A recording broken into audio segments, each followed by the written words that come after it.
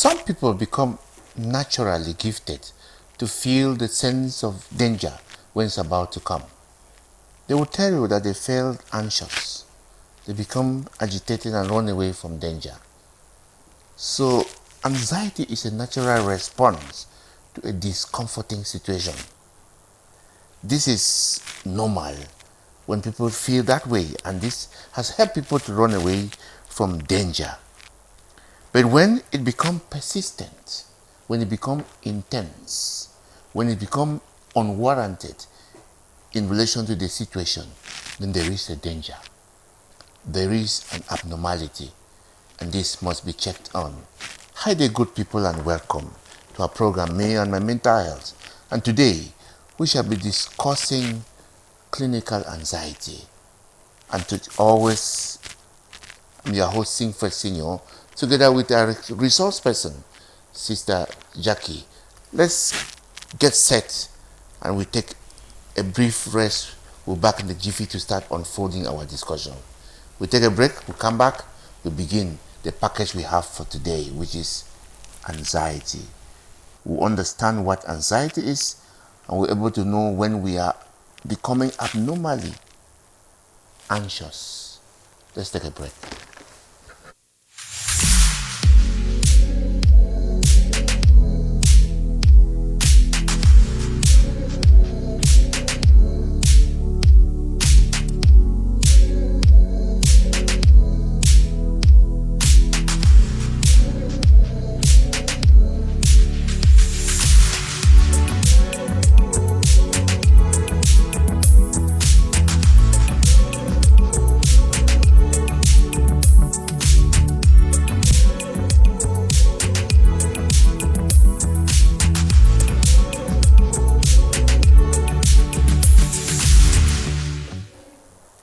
Sister, welcome to the program.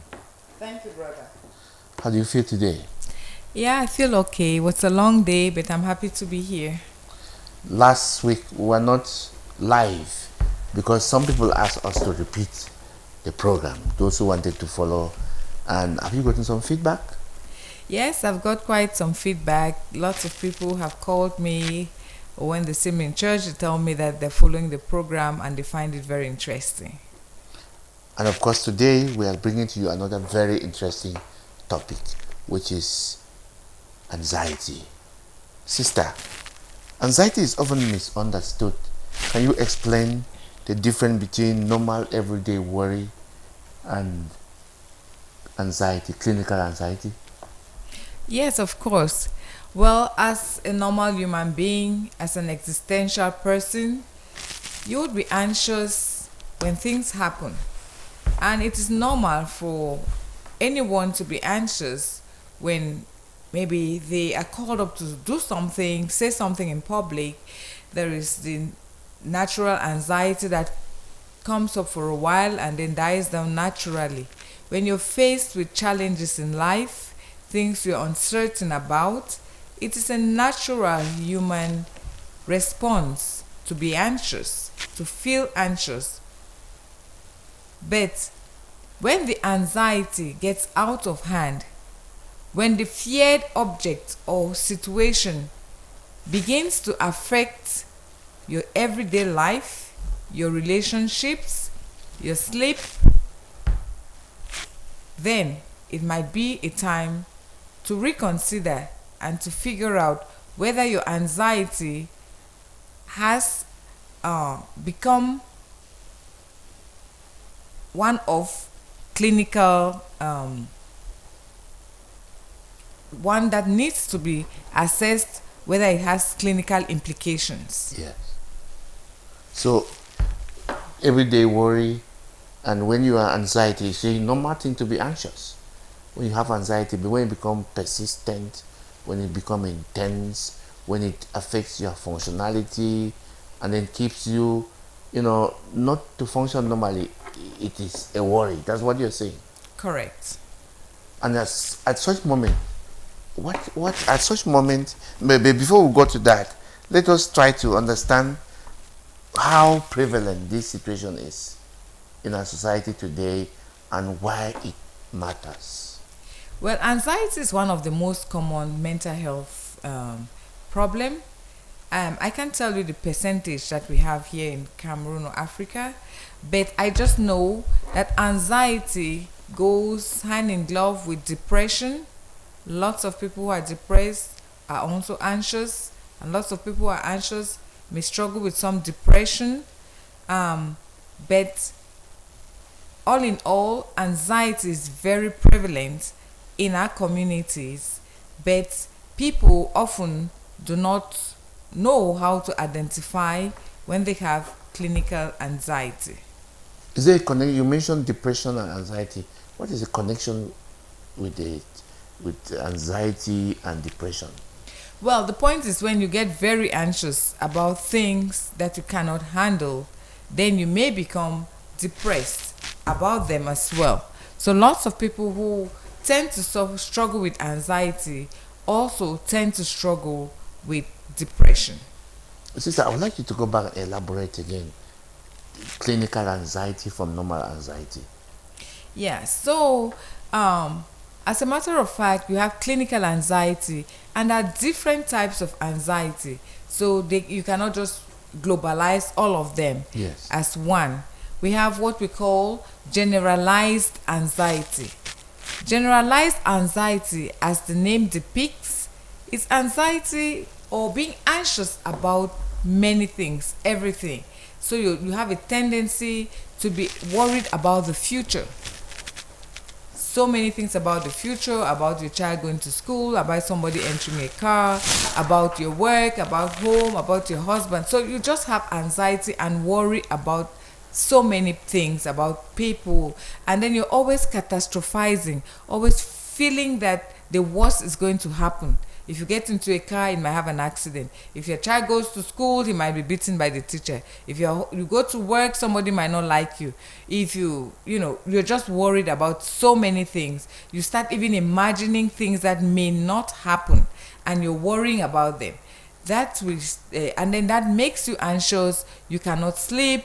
You are tensed. Your muscles are tense. Your heart is beating faster. You get cramped in the head, overcrowded in your head. You cannot focus because you are worried about so many things. We call that generalized anxiety. Yes. What's the other one? You can also have what we call social anxiety. Social anxiety means you are anxious about social situations, about meeting people. There is a general anxiety that you may have. Maybe you're meeting people for your first time. Some people have anxiety about that. Some people are just social butterflies and they're happy to meet people. But there are some people who feel that when they get into a social environment, they're going to be scrutinized by others. They feel that they'll be negatively judged by others. That is what creates social anxiety. So if they have to meet people or they come to a place where they want to talk, they are asked to speak, they wouldn't speak in a group because they're feeling that if they say something, they're going to be negatively judged by members of that group. So they prefer to stay quiet. They feel that if they walk into a room, people are going to judge the way they are dressing, the way they are walking, and all that is in their head. They feel that people are going to judge them. But who knows? Nobody might even be judging them, but they start feeling that people will think, how did they dress? Is their dressing okay? Is their shoe fine? And they just get worried about people judging them socially, whereas people might not be judging them. So that is what we call social anxiety. You're always, and they may, you may be invited to give a talk, or you may be invited somewhere, and they get so overwhelmed by the fact that they think people will judge them, and they come up with a last minute excuse. Oh, I'm not well, or something happened and I'm not able to come. They're just trying to avoid that social situation because they think they're going to be scrutinized negatively by people who are in the social context where they're going to be there. We also have what we call separation anxiety. Separation anxiety is when maybe something happened to somebody whom the person was very close to. For instance, children, if maybe their dad or their mom or somebody they love, an attachment figure, had a near-death experience, kind of. Something happened to them that maybe they almost died.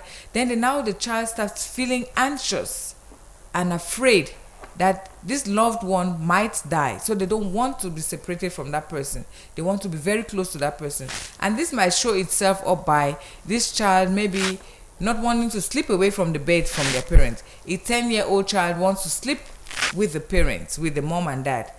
That might be a sign of social anxiety. The child refuses to go to school, or it is always a big do for them to leave the house to go to school, or if the mom has to go to work or the dad has to go to work, it is crying, it is anxiety, and so the child has he or she wants the parent to stay home with them, or doesn't want the parent to be separated from them.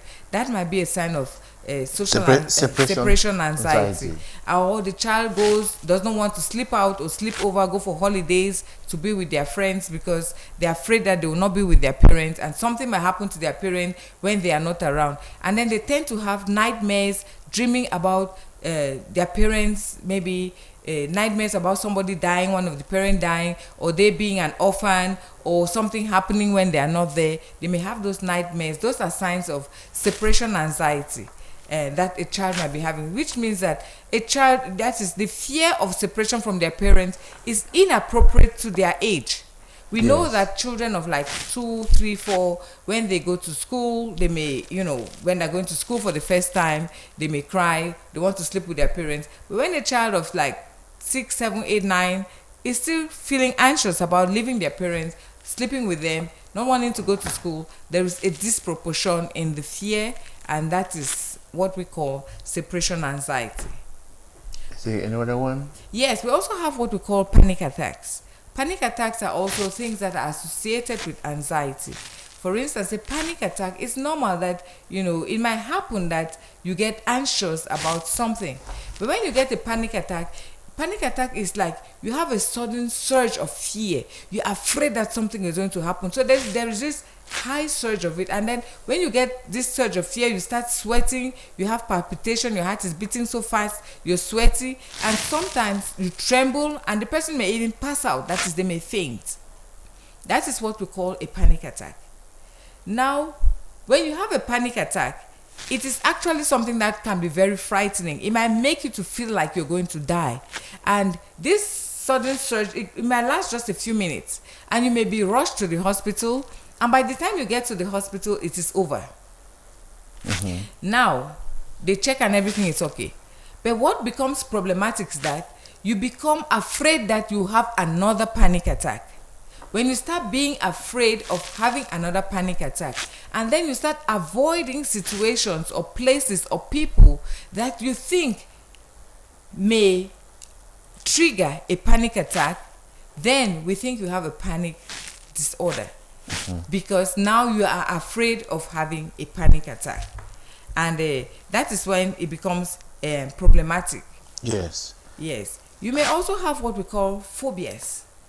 Phobias are other forms of anxiety, that you may have a particular fear for an object, an environment, or a situation. For instance, somebody may have a phobia for blood. When they see blood, they pass out. When they see a spider, they pass out. Some people may have a phobia for injection. If you have a full-grown man who is afraid to take a vaccine or take an injection and cries like a 3-year-old. So in phobias, we said that the fear of the object is disproportionate to the consequence, the feared consequence.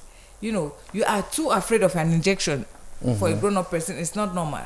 You see blood and you pass out. It's not normal. You see a spider and you're standing on top of the table. I'm not talking about a scorpion or a snake. You're standing on top of a table and you're crying like a child. It's not normal. So when you have a phobia, some people have a phobia for closed environments. They have claustrophobia. So if they're in a room that is closed, if they're like entering somebody who have claustrophobia may struggle, may still face the situation, but they do it with a lot of distress. For instance, they may enter a closed room. They are always looking at the door. How am I going to escape?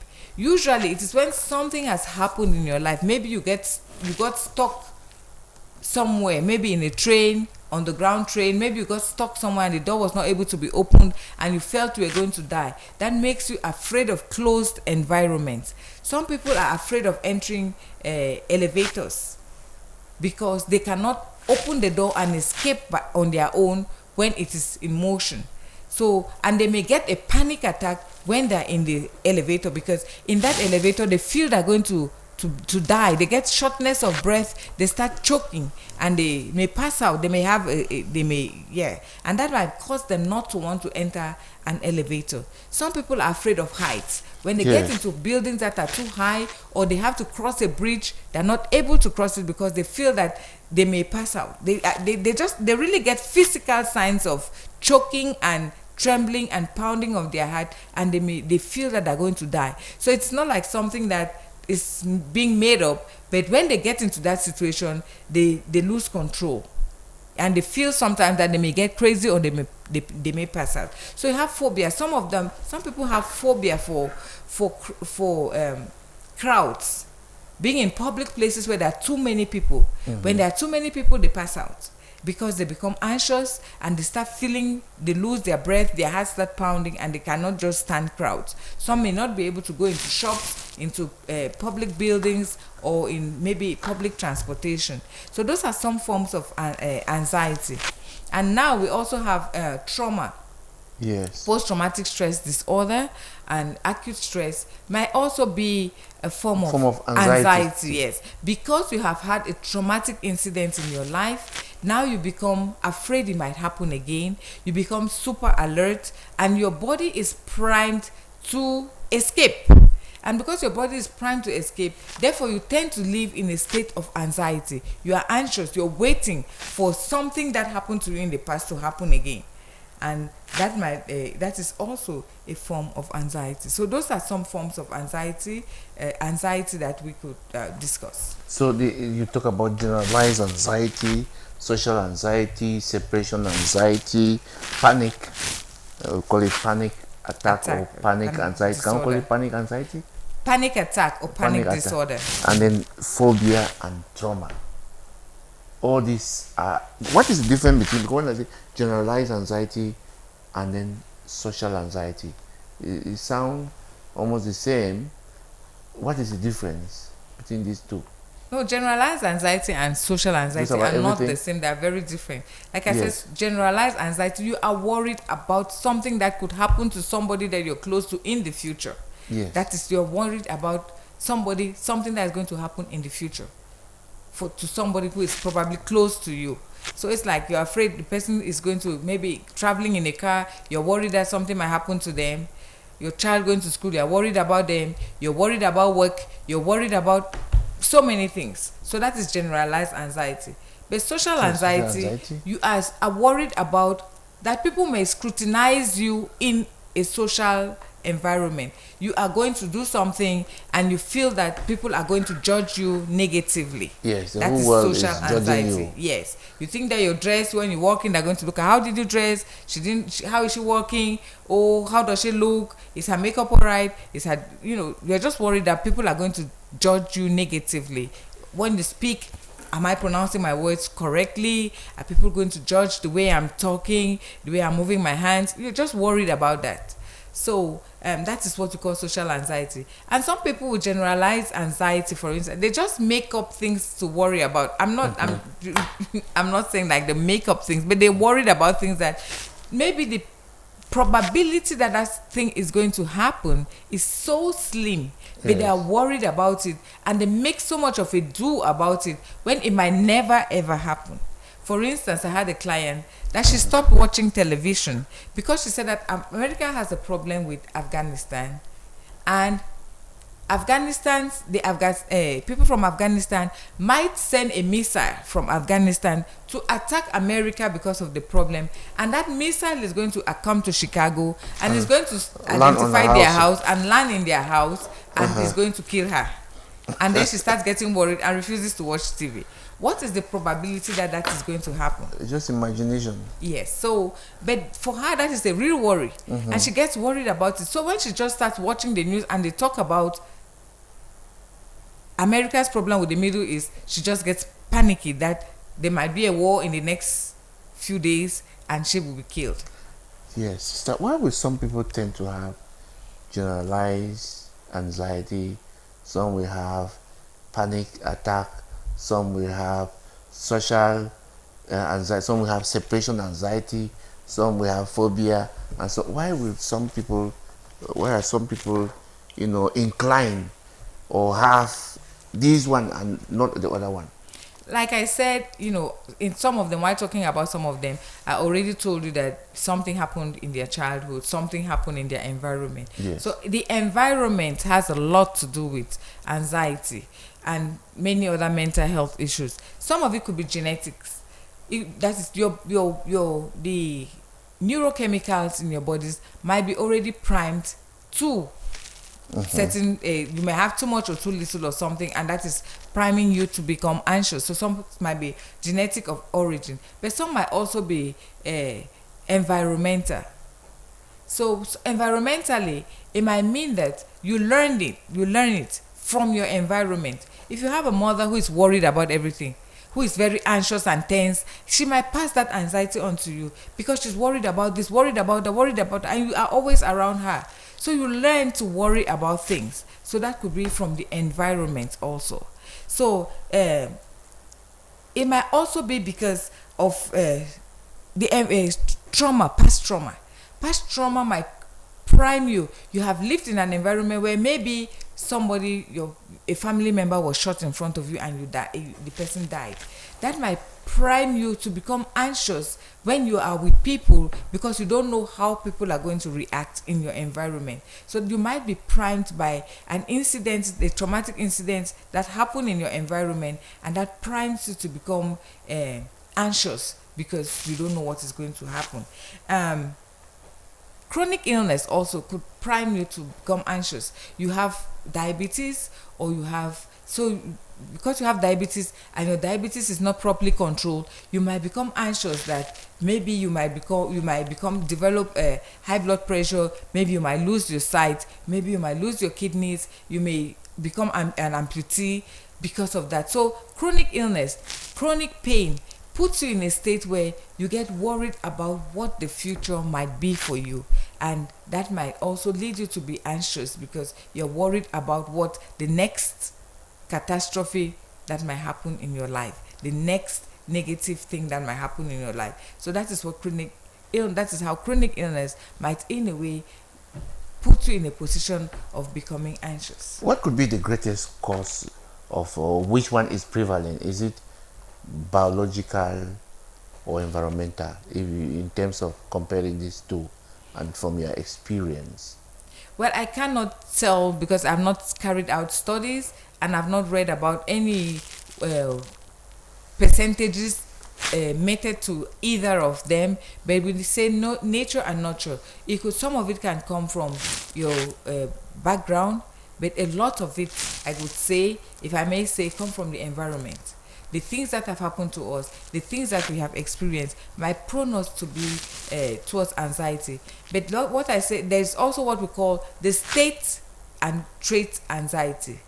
State anxiety is the state in which you are may create situations that make you anxious. And as humans, as I've already said, life happens, and the occurrences of life might make you anxious. But as I also say, that whatever happens to you in life depends on the way you perceive it, the way you interpret it, and the way you accept it. It might make you anxious, or you may be able to accept a situation and you get calm about it. But if you are not able to accept life situations that have happened to you, maybe people die, or maybe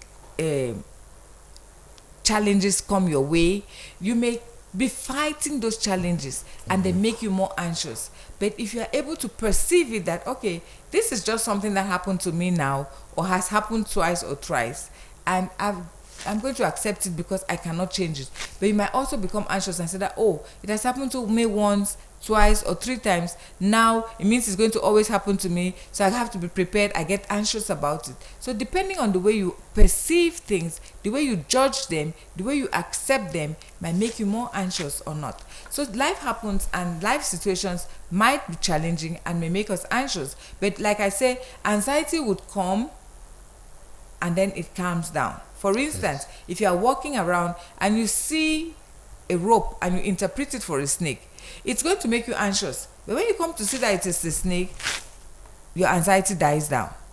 You might see it and it is actually a snake, and the snake is killed, your anxiety dies down. But you may tend to stay in a state of anxiety, and you start worrying that what is the next snake I'm going to see? What is the next challenge I'm going to have? And you remain anxious. Now, we also have what we call trait anxiety, meaning that maybe in your brain chemicals, maybe genetically, maybe things have been passed down to you. And so there is a tendency for you to already be primed to be anxious. So you are already having that tendency to see things in a way that makes you anxious. So if you're already primed to be anxious, and then things happen again that make you anxious, you're going to be doubly anxious.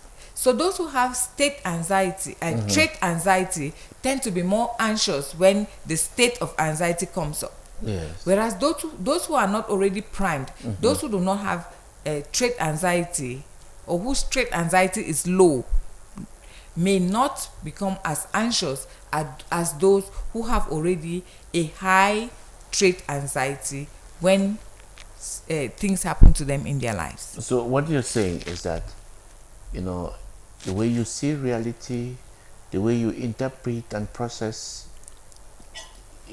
determines your state, whether other people can see it differently.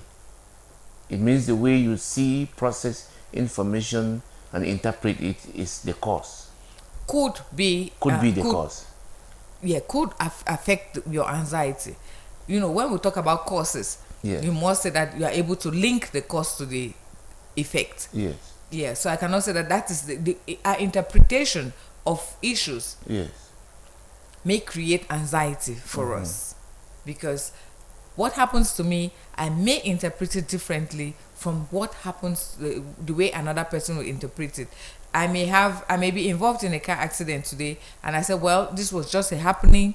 Maybe something went wrong with the car, and well, it just happened, and I accept it that way. Another person will start interpreting it that no, if I did not come in this car, maybe I will not have had this accident. It is due to whatever and whatever. Then they start interpreting and putting meanings in the accident or in the car that can make them afraid to ride in a car for the rest of their lives. Sister, I would like you to get it further. You've done it to distinguish between, genetic and environmental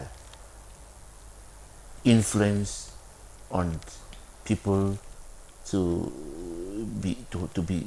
have anxiety, clinical anxiety. Yes, so we have brain chemicals in our brains that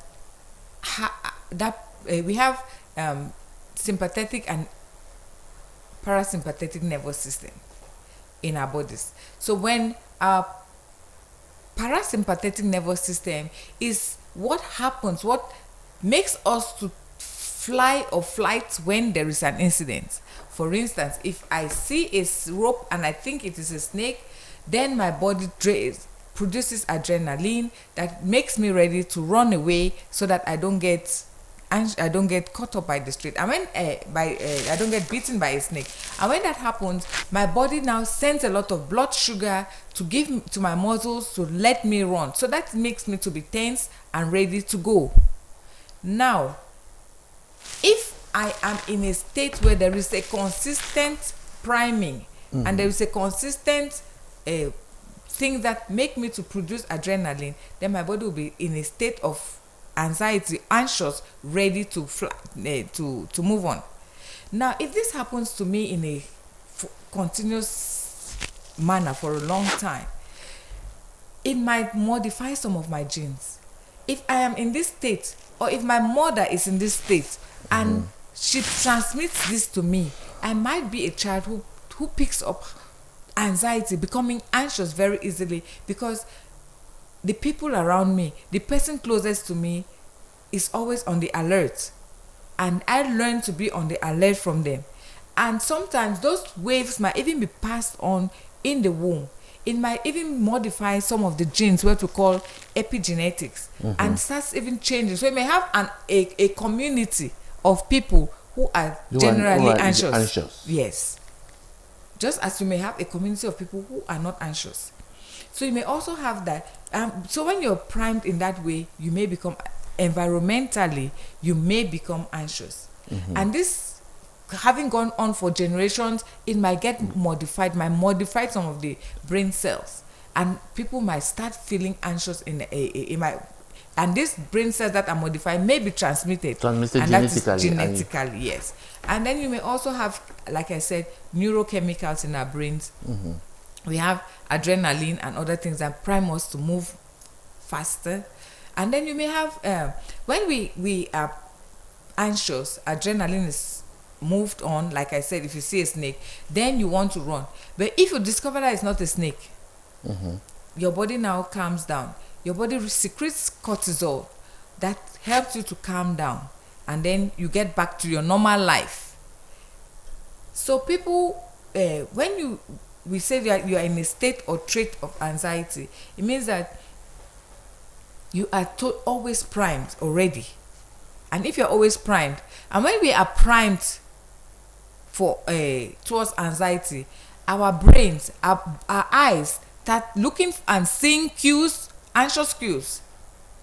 Our brain and our ears start hearing anxious sounds because our wavelength of our ear changes, and you start hearing things that make you anxious. And hear the things that are not even there. Yes, so you can misinterpret.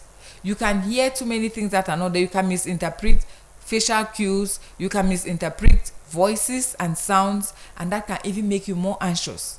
So you get anxious about things that other people may not be anxious. Let's take a break, sister. When we come back, we continue our discussion by looking at, we understand the coping mechanism, how people can, the strategies that are there for people to cope. We take a break.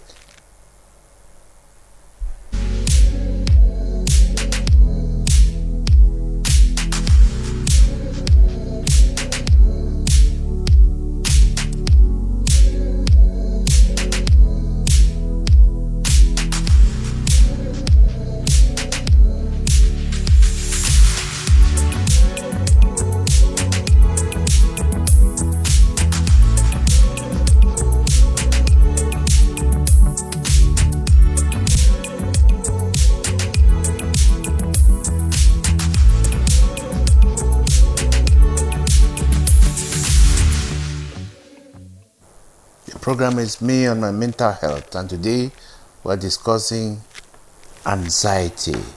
Sister, which people in society are inclined to have clinical anxiety, women or men? And what about children? Well, everybody can have clinical anxiety. Maybe women worry a lot more. It will all depend. Children as well. Depending on incidences that have happened to them, children have separation anxiety. Children who have experienced trauma have anxiety. So it cuts across everybody, but we could say, look, it sounds like women could be more anxious than men.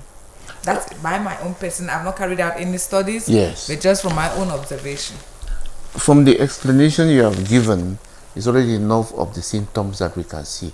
But some of the symptoms could be hidden, that we don't find them easily, except specialists like you who can listen and see. Are there some of those symptoms that when we see, we have to check further to find out whether we are already getting into a state of anxiety? Yeah, so to clarify it, when we have anxiety becomes a clinical of clinical concern when it starts affecting your life at home, your relationships, your life at work, at school. When anxiety makes you to have problems in your relationship with others, so it will be of clinical concern. Now, when we have anxiety, it affects us at different levels. It affects us physically, emotionally, and cognitively, and even behaviorally. So when you are anxious physically, you may have what we call in French nerve. You have neck pain, shoulder pain. You may feel pounding of your heart. You have people who have sweaty arms. You have some people tremble when they're anxious, and people tremble when they're anxious. And so those are some of the physical signs. And some of the physical signs also are people have insomnia, they're not able to sleep. And when you're anxious, it may also consequently have physical signs like gastritis, because you are anxious about many things. And when you're anxious, your body tends to produce more acid, and then it may also lead to gastritis. And so those are some of the physical symptoms. And then you have muscle tension. You feel tense in your muscles, and the point is you become easily irritated. And because you become easily irritated, you may have relationship problems with friends. And anxiety also makes you you can have muscle irritation. You are not able to sleep, and when you're not able to sleep, it crowds your mind. Yes. And when it crowds your mind, you come in the morning, you are not able to give a good output at work because you didn't rest well. Your brain is foggy. You cannot reason out with people, and so you get easily irritated. So that is how it can physically affect you and affect your work. Now you can also have emotional signs of anxiety. When you worry and you fear, we all know that fear it affects so many things. You are afraid to go to work, you are afraid of people, you are afraid of what is going to happen, you worry about people. When there is fear, and fear grips you, you become also restless. And this restlessness would affect your relationships. When you are afraid of so many things in life, you worry about so many things in life, it's definitely, people will not even want to be around you because you have so many worries to tell them. You have you are afraid of, sometimes the fear is so much out of proportion that people feel uncomfortable, that you are expressing too much fear of things that are unrealistic. Yes. And when you are expressing too much worry about people also around you, don't feel, so it might affect your relationship, it might affect your work, because, and like I said, if you don't sleep well. Now you also have cognitive expressions of anxiety. And the cognitive expression is like, you may have, because you're thinking of so many things, you have racing thoughts, you are thinking about so many things and worrying about so many things that may not even happen. And this may cause foggy brain, as I already said, and it makes it difficult for you to concentrate and focus. For children, you are studying, but your mind is somewhere else. You're thinking about somewhere else. Maybe you're thinking because you were abused or whatever sexually, or your friends don't accept you. You're studying, but you cannot focus, you cannot concentrate, therefore you cannot pass your exam. You're studying, you're at work, you cannot focus because your mind is racing to so many different directions that you're worried about things, about those various things, and so you're not able to focus at your work, so your output is low. And so those are some of the ways that it can affect you. And because there are those different ways, there are also different ways you can cope with them. If I start with the... No, before we go to coping mechanism, let me find out from you, how can, because most of the things you have explained will be for an adult to know that this is this and this is happening. What are some of the things that parents should, watch out for when they are the children, because the children, you say, anxiety cut across everybody. What are some of the things that parents should watch out for in their children in case they are getting to a state of clinical anxiety? Yeah, when children have nightmares, that in their sleep they're having nightmares. So what happens during the day that you cannot handle, in the night it might come in their dreams. So if you see a child having nightmares, telling you about their nightmare or struggling in their sleep, that could be a sign of anxiety. You could also find that when a child is emotionally dysregulated, so because the child cannot explain what is happening to them, they're just worried, they don't have words for it, so they don't know how to handle the emotion. They don't know how to handle the fear that is in them. So you discover that they are irritated, they're touching things here and there, they are crying and over crying for something that they may throwing temper tantrums or crying at the least thing that you touch them. The child might be, that's what we call emotionally dysregulated. So when a child is that way you may have to find out, is the child depressed, is the child anxious, what's making them cry at everything. When they're so irritated, they easily get angry about whatever. That is a sign that there's something not right. So you have to find, is the child anxious, depressed, is there trauma? When the child is also uncontrollable, it's difficult for you to control the child's emotions, it's difficult for you to get the child to stop crying. Those are some of the signs. When a child is too touching everything and not sitting down in one spot, you may feel that children play, but there is a way you see that this child is not normal. The child is a little bit hyperactive or too withdrawn. You may find out whether the child is, From your explanation, it is possible that a child can be born who is already having anxiety issues. Is that what you're saying? Yes, a child can be born with anxiety issues, because if the mother was maybe during her pregnancy, she was traumatized, she was anxious all the time, the waves of the mother's anxiety might pass through the amniotic fluid and get into the child. So as the child's brain is developing, as the child's emotions are developing, they're being recorded into the DNA, they're being recorded into the environment, into the brain, and so the child might be born with a temperament which is prone towards anxiety. This is very, very important, and I would like you to link it with coping strategies that people can use in order to manage the situation. And you explain how can a parent who has such a child manage the situation?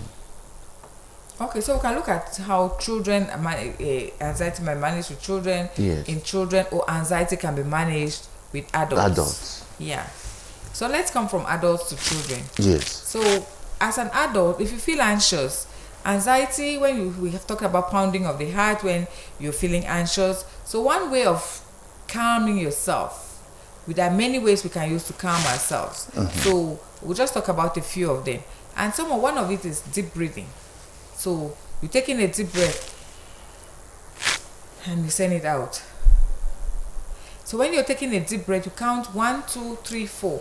But when you send it out, you count 1, 2, 3, 4, 5, 6, 7, 8. So you take it out and you stay out with expiration longer than inspiration. Yes. In that way, when you're expiring, when you're sending out the air, you're calming down your heartbeat. Yes. And if you do that about 5, 6, 7, 8, 9, 10 times, you discover that you become calmer. So when you're feeling anxious, you can take in deep breaths and in and out, and in that way you can help. That is one of the ways you can cope with your anxiety.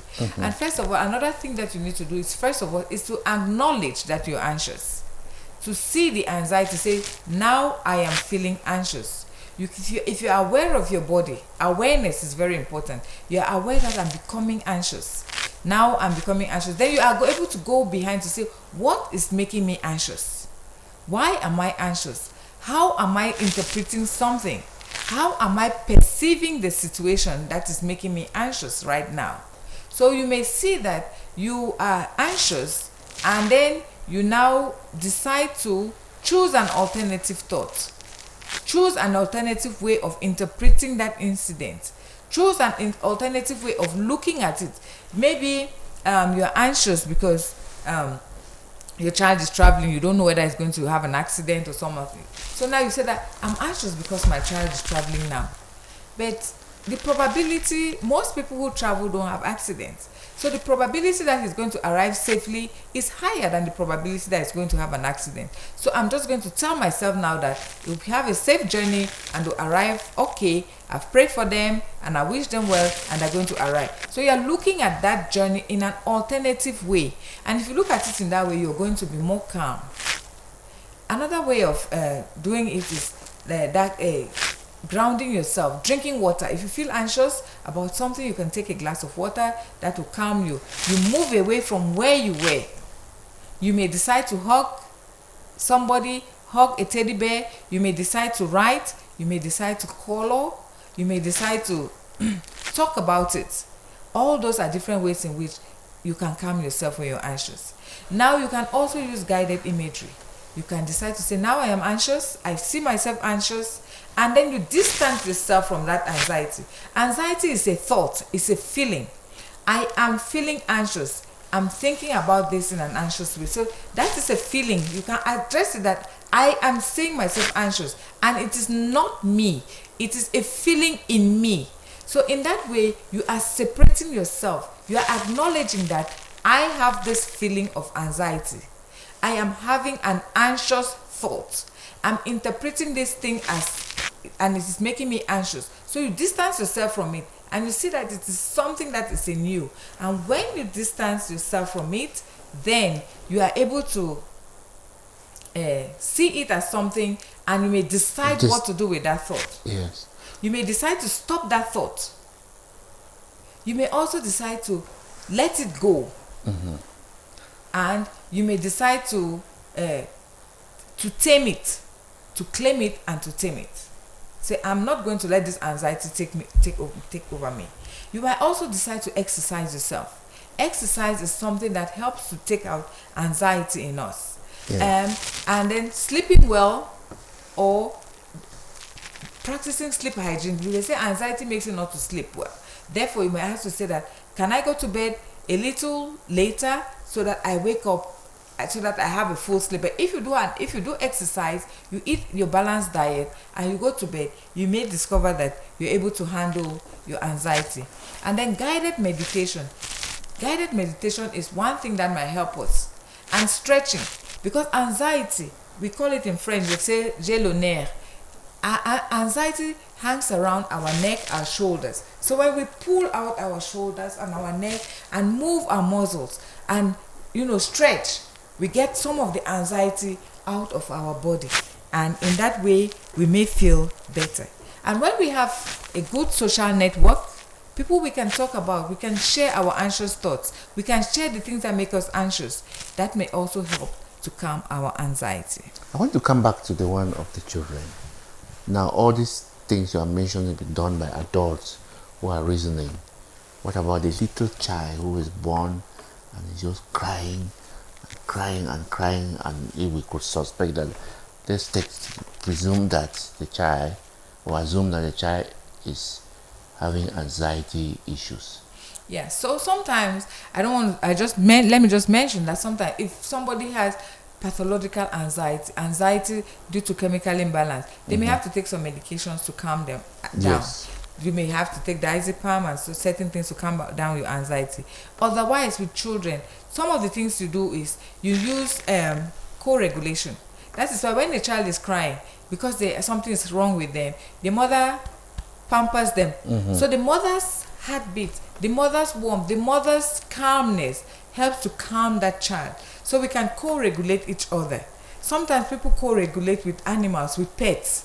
When a child is crying, you give them their pet dog or cat or whatever, and they start playing, or their pet dummy or teddy bear. And when they have it, they hold it, it is calming for them. Or another way that children could be calm is by helping them focus on something else. They can focus on coloring. Coloring is one of the things that is calming. As the child tries to focus on the color, on the lines that they're coloring, to color within the lines, it also has a calming effect on children. Doing things with their hands, maybe playing with pottery, playing with clay, playing with a dough might help calm a child.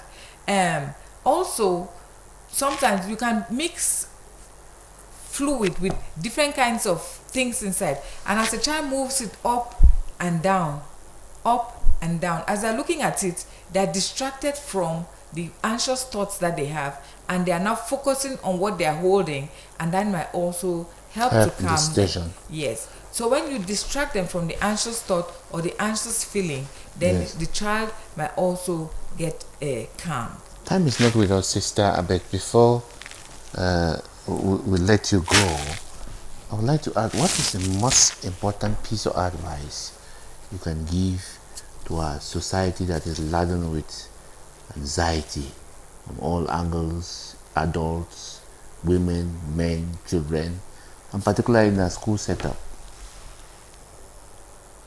Well, what I would say is that anxiety is something that with which we live in our community, and we should understand that the way we interpret things make us anxious. The way we perceive things could make us anxious. Therefore, it is important for us to learn to understand how we perceive things and to learn more positive ways of perceiving things. And if we happen to be anxious, we could learn some coping skills. And like I would say, have positive interpretations of what happens in your environment, and when things have happened to you, acceptance of what you cannot change and change what you can. So acceptance, sometimes we tend to fight a lot with things we cannot change. We want to change people, we want to change situations, and because we cannot change them, we become anxious. But if we are able to accept the things we cannot change, we may become less anxious and more accepting of life's reality. And if we happen to be in situations where anxiety, we are anxious, then we can use some of our coping skills like deep breathing, meditation, stretching, and one of the things is thought stopping. Stop the anxious thought. Say to myself, stop, I'm not thinking about you right now, and you move to something else and move from that situation. Think of something else. Do something that makes you happy and stop that anxious thought. Dear viewers, 1 hour has just gone like this, with a lot more for sister to unpack. And I think what she has unpacked today is going to guide us a lot. And with that, we say goodbye from this program, Me and My Mental Health. The next edition of the program will also be something beautiful. We are always coming up with beautiful packages. And if you did enjoy the program, keep the rendezvous for next Wednesday. Sure, not sister? Yeah, next Wednesday. We shall be here. God bless you and goodbye. Goodbye. Good night.